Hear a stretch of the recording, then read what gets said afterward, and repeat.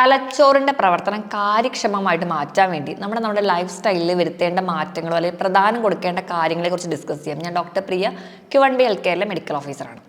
നമ്മളെ ശരീരത്തിൽ നോക്കുകയാണെങ്കിൽ വെറും 2% മാത്രം വലുപ്പമുള്ളൊരു ഓർഗനാണ് തലച്ചോറ് അല്ലെങ്കിൽ ബ്രെയിൻ എന്ന് പറയുന്നത്. പക്ഷേ നമ്മൾ എടുക്കുമ്പോൾ ഒരു ദിവസത്തെ 20% ഊർജ്ജം എടുക്കുന്നത് തലച്ചോറാണ്. കാരണം അത്രയും അധികം പ്രവർത്തനങ്ങളെ കോഡീകരിച്ച് കൊണ്ടുപോകുന്നത് തലച്ചോറിലാണ്. ഇപ്പം നമ്മൾ ഒരു പ്രവർത്തനം ചെയ്യും, ഇപ്പം നമുക്ക് നടക്കണം, നിൽക്കണം, ഒരു വസ്തു എടുക്കണം, നമ്മുടെ ശരീരത്തിൽ വരുന്ന ഹോർമോൺസിനെ കൺട്രോൾ ചെയ്യണം, രക്തയോട്ടം നിയന്ത്രിക്കണം, നമുക്ക് എന്തെങ്കിലും ചിന്തിക്കണം, നമ്മുടെ ഓർമ്മ കളക്ട് ചെയ്ത് വെക്കണം, എന്തെങ്കിലും ഒരു കാര്യത്തിലൂടെ ഫോക്കസ് ചെയ്യണം, അല്ലെങ്കിൽ നമ്മുടെ ഒരു കാര്യത്തിൽ കോൺസെൻട്രേറ്റ് ചെയ്യണം, നമുക്ക് പഠിക്കണം, അങ്ങനെ പല പല പല ആക്ടിവിറ്റീസ് 24 മണിക്കൂറും കോർഡിനേറ്റ് ചെയ്ത് കൊണ്ടുപോകുന്ന ശരീരത്തിലെ ഒരേ ഒരു അവയവം നമ്മുടെ തലച്ചോറാണ്. അതുകൊണ്ട് തന്നെയാണ് ഇത്രയും അധികം ഊർജ്ജം നമ്മുടെ ശരീരത്തിന് വേണ്ടത്. എപ്പോഴും നമ്മുടെ ബ്രെയിൻ്റെ കപ്പാസിറ്റി അല്ലെങ്കിൽ ബ്രെയിൻ്റെ പവർ കൂടിക്കഴിഞ്ഞാൽ നമ്മൾ ചെയ്യുന്ന പ്രവർത്തനങ്ങൾ നമുക്ക് പെട്ടെന്ന് തന്നെ വിജയം ഉണ്ടാവും.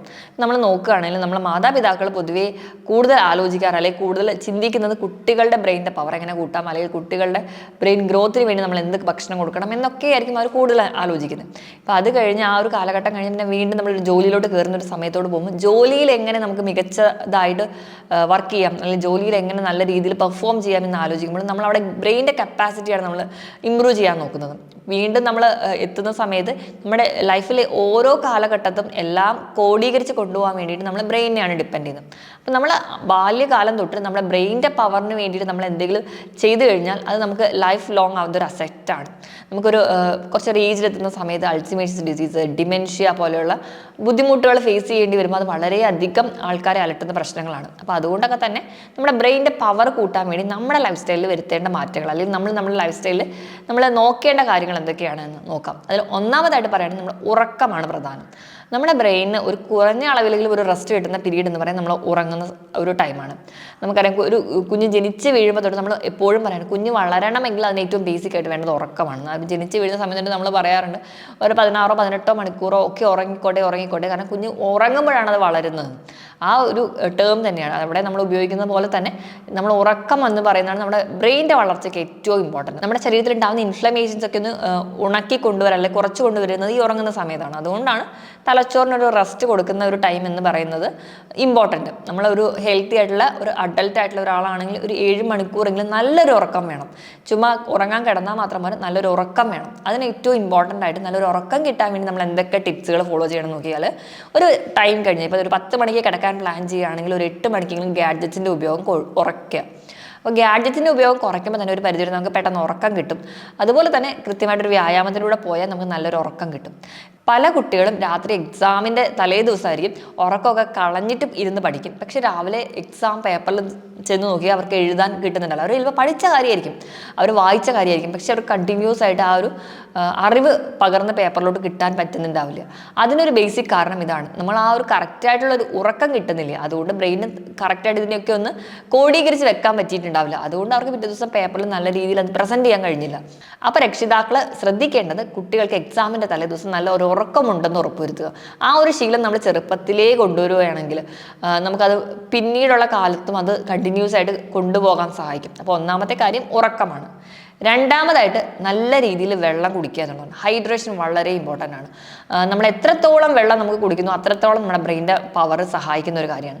നമുക്കൊരു ഡീഹൈഡ്രേഷൻ എന്ന് പറയുന്ന ഒരു കാര്യമുണ്ടെങ്കിൽ തന്നെ നമുക്ക് തലവേദന, അല്ലെങ്കിൽ തലയ്ക്കൊരു ബുദ്ധിമുട്ട്, തലകറക്കം, അല്ലെങ്കിൽ ഒരു കോൺസെൻട്രേഷൻ കിട്ടുന്നില്ല, അല്ലെങ്കിൽ ഫോക്കസ് കിട്ടുന്നില്ല, ഞാൻ ചെയ്യുന്ന കാര്യങ്ങൾക്ക് ഒരു ഓർമ്മക്കുറവ് എന്ന് പല പ്രശ്നങ്ങളും നമ്മളെ കാണുന്നതിന് പ്രധാന കാരണം ഡീഹൈഡ്രേഷനാണ്. അപ്പം നിങ്ങളുടെ ശരീരഭാരത്തിനനുസരിച്ച് ഇപ്പം 25 കിലോയ്ക്ക് 1 ലിറ്റർ എന്ന കണക്കെ കൃത്യമായി വെള്ളം കുടിക്കുക. ഇപ്പം ഓഫീസിലൊക്കെ AC-ൻ്റെ ഉള്ളിലിരുന്ന് ജോലി ചെയ്യുന്ന ആൾക്കാരാണെങ്കിൽ അവർക്ക് ദാഹം ഉണ്ടാവില്ല. പല ആൾക്കാരും വെള്ളം കുടിക്കാൻ നോക്കുന്നത് ദാഹിക്കുമ്പോൾ മാത്രമാണ്.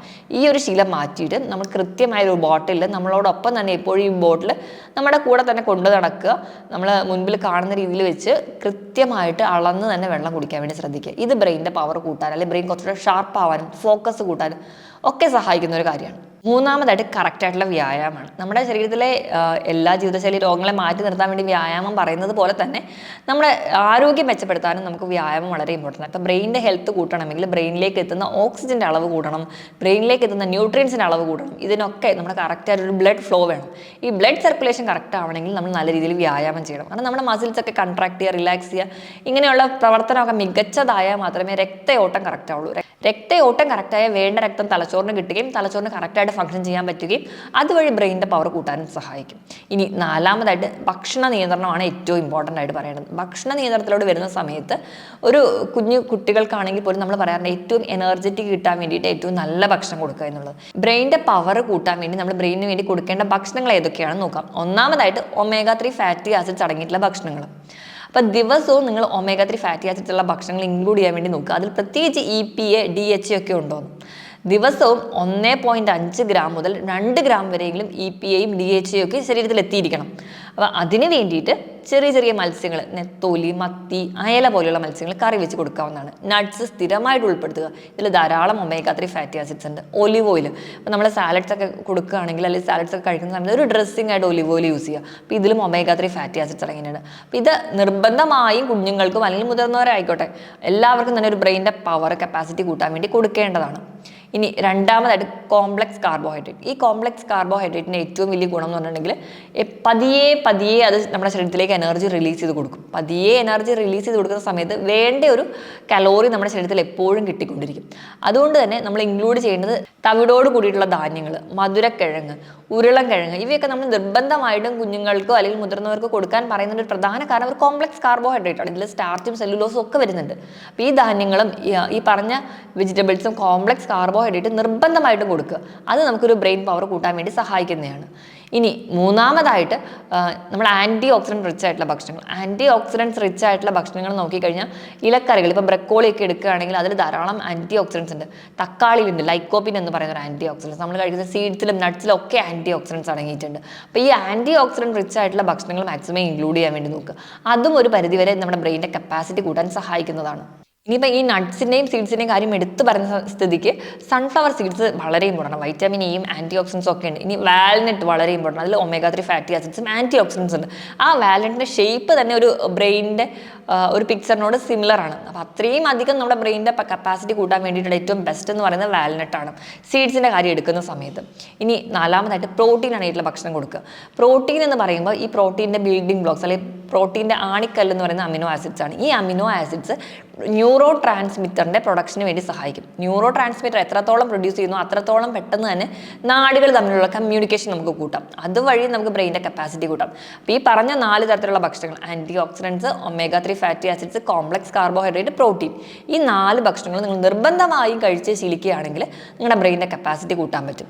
ഇനി നമ്മൾ എന്തൊക്കെയാണ് ഒഴിവാക്കേണ്ടത്? നമ്മുടെ ശരീരത്തിൽ ഇൻഫ്ലമേഷൻസ് ഉണ്ടാക്കുന്ന ഭക്ഷണങ്ങൾ, അമിതമായി പ്രോസസ്സ് ചെയ്ത ഭക്ഷണങ്ങൾ, അമിതമായിട്ട് ആർട്ടിഫിഷ്യൽ ആയിട്ടുള്ള ഭക്ഷണങ്ങൾ, അമിതമായിട്ട് മസാലകളും എരിവും ഒക്കെ അടങ്ങിയിട്ടുള്ള ഭക്ഷണങ്ങൾ ഒക്കെ ഒഴിവാക്കുക. ജങ്ക് ഫുഡ്സ് ഒക്കെ ഒഴിവാക്കുക.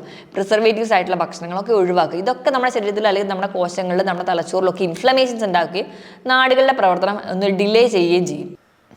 അപ്പോൾ ഈ പറഞ്ഞ 4 പോയിന്റിൽ, അതായത് ഡയറ്റ്, നമ്മുടെ വ്യായാമം, നമ്മുടെ ഉറക്കം, നമ്മൾ ആവശ്യത്തിന് വെള്ളം കുടിക്കുന്നുണ്ട്, ഈ 4 പോയിന്റ് നമ്മൾ ശ്രദ്ധിച്ച് നോക്കുകയാണെങ്കിൽ നമ്മുടെ ബ്രെയിനിൻ്റെ പവർ കൂട്ടാൻ പറ്റും. ഇനി വ്യായാമത്തിൻ്റെ കേസിൽ പറഞ്ഞതുപോലെ നമ്മൾ യോഗയൊക്കെ പ്രാക്ടീസ് ചെയ്യുന്നവരാണ്. ഇപ്പോൾ പ്രാണായാമം പോലുള്ള യോഗ ടെക്നിക്സ് ഒക്കെ പ്രാക്ടീസ് ചെയ്യുന്ന ആൾക്കാർക്ക് ബ്രെയിനിൻ്റെ കപ്പാസിറ്റി കുറച്ചും കൂടി കൂടുതലായിട്ട് കാണും.